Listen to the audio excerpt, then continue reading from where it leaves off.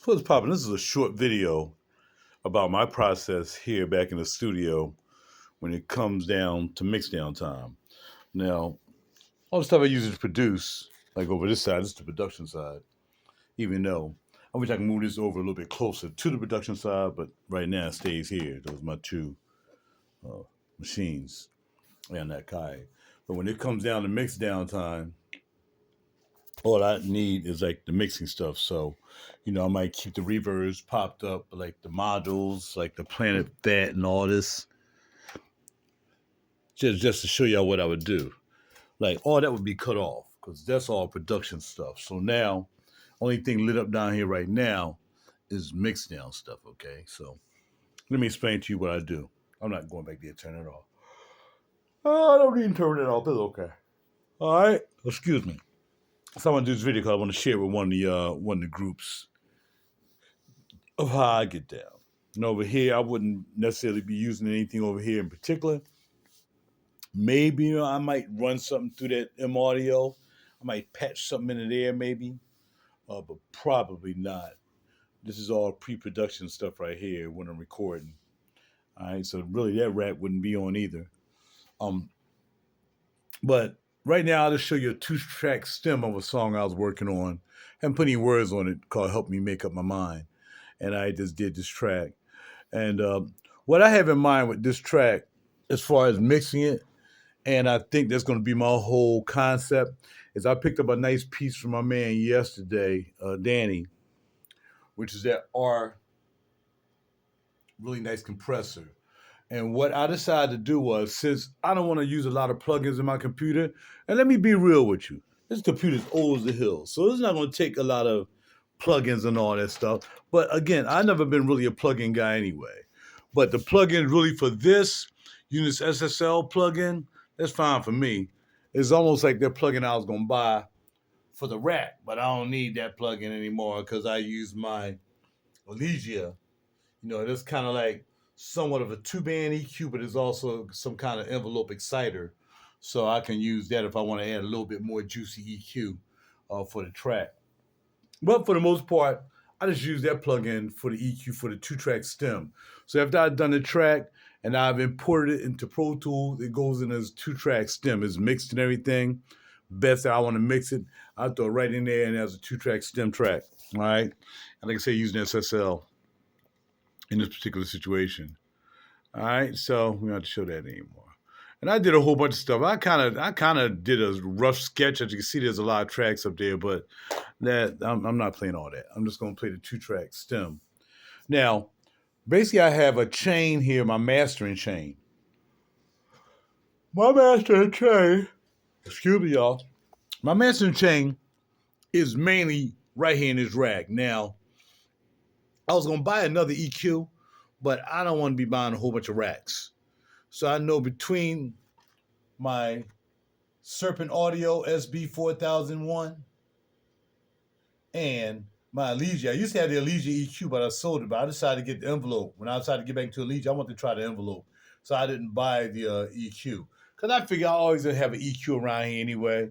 It wasn't really that much of a deal for an EQ. But the good thing about this is, and depending on what mode you use, whether it's full mode or EQ mode, as you can see, you got attack, threshold, sustain, and frequency. That's when you want to do the envelope shaping thing.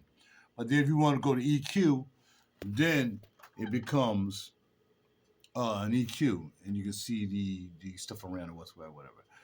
Of course, light up one side, so that way you only got to use one side to do what you got to do. And what I introduced, and of course, the 204. 204 is on all my albums, just about all my albums. The Aphex 204, All Exciter, Big Bottom. I mean, I can add a little big bottom, I can take away a little big bottom, but it's all harmonic situation right there. So that's definitely always in the chain. All right, so my level is kind of mid-level studio. I used to have a high-end studio. I used to have distressors and all that good stuff in my studio. You name it, I've had Tube Tech and Avalon and Millennium Media. I've had a myriad of albums. I mean, a myriad of equipment in my bigger studio. But since I moved here, I had to condense down, so I didn't want to bring all that stuff. I wanted to bring what I knew would just get me through some very nice albums and production. So That's what I do. And I was gonna put that in the compressor, but I thought, well, I don't need to use that compressor for my mix down because I got my SB. So I decided just to use that for my 2-track stem. That's what I'll be using that for. The 2-track stem will already be patched in to that. And I like that really nice compression joint. That's fire. The DBX 60 I grabbed both of these from my man Danny yesterday. So the DBX, that'd be more or less, I don't really do single stuff. It's either gonna be like, maybe just a vocal or two may run through that, just to give it some color or something like that, if there's any color involved. But for the most part, I probably won't use it. I might use some of the effects. Of course, I must have pulled the plug out by accident. So I might use some of my, my reverbs and stuff like that, to come in and do a little something. And the main thing is, though, I had bought an SSL from, I forgot my man's name. Hold on a second. I bought an SSL, and I've been hunting this SSL 2+ down. This guy wouldn't sell it, or he wasn't responding to me, man. It was like a pain behind. And finally, my man came through, gave me a good price, and I grabbed his. The SSL 2+ with the 4K. It's in my mastering chain. Yes, it is. I'm not even going to use it. I can use the cut vocals all the time. I just pull them out and cut vocals, but nope. It's not even really for vocals. I got the Evo 4. I got the Claret joint down there. I got the M Audio compressor joint down there. So I got enough stuff. Because, again, I got a nice Lewitt mic. Got the SM7B. Got a baby bottle back there. We have a Evertone. And we also got a M Audio back there. Again, you used to have all these blue mics back in the day. I had every mic except the big bottle. Other than that, I've had all the blue mics. But again, I had to condense a lot of stuff. Just get the mics that's going to work for me. Because it's all about the song. It's not about the mic. I've heard some bad songs on YouTube. Guys demoing their gear, and these songs are horrible. Like, yo, bruh. Yo, you might want to hear that. Yeah. Holla at your boy. So that's my chain. Bam, that's a surprise in the chain. Let's listen. It's just a 2-track from the song. And I'll let you see what the RNC does too, which is really cool. So right now, it's in bypass. And it's smooth. Now I'm going to take the really nice compression out. Remember, this is just for the 2-track. This is just 2-track. I don't want y'all to be biting. All of a sudden, y'all get it. Like, yo, man, I got to get that for my 2-track stems. Yo, bro, when I buy stuff, man, everything got to have a purpose. I ain't got a lot of money. So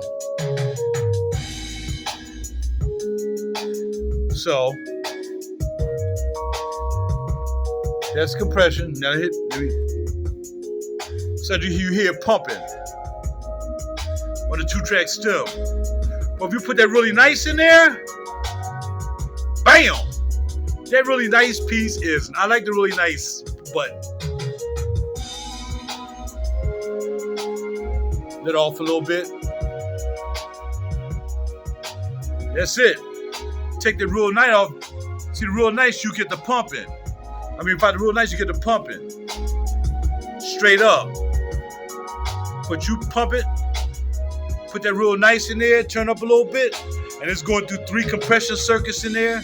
That's crazy. And that's just for the 2-track. That's the only thing I'm playing. I'm playing 2-track stems. I'm not doing the entire track.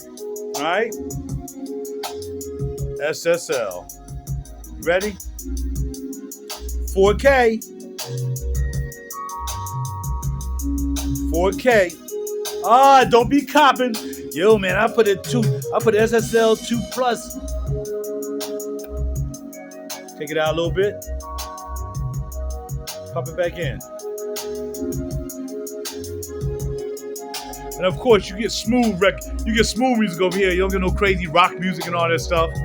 Stuff you can sit back and listen. So this is one of my tracks.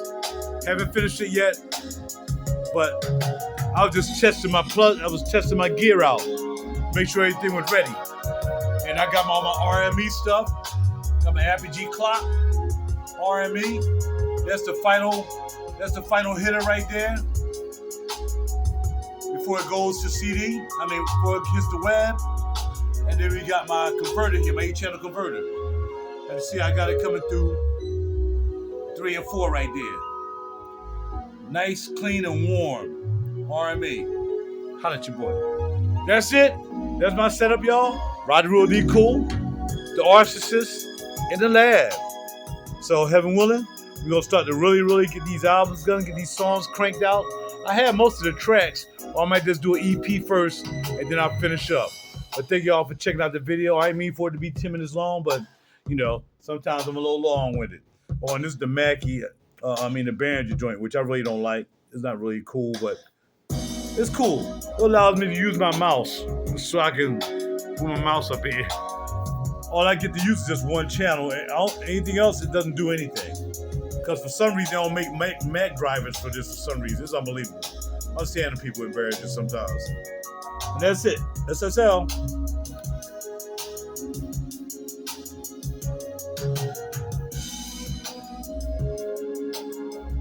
Put it about right there. Just level it down a little bit. Not too much red. Crank it back up. Right now that track is hot. Now usually it would be hotter over here on the final get down, and I'll do that with the compressor. Give it a little bit more heat. I'll turn it up here. But for the most part, I want it to stay clean. All I hit them reds.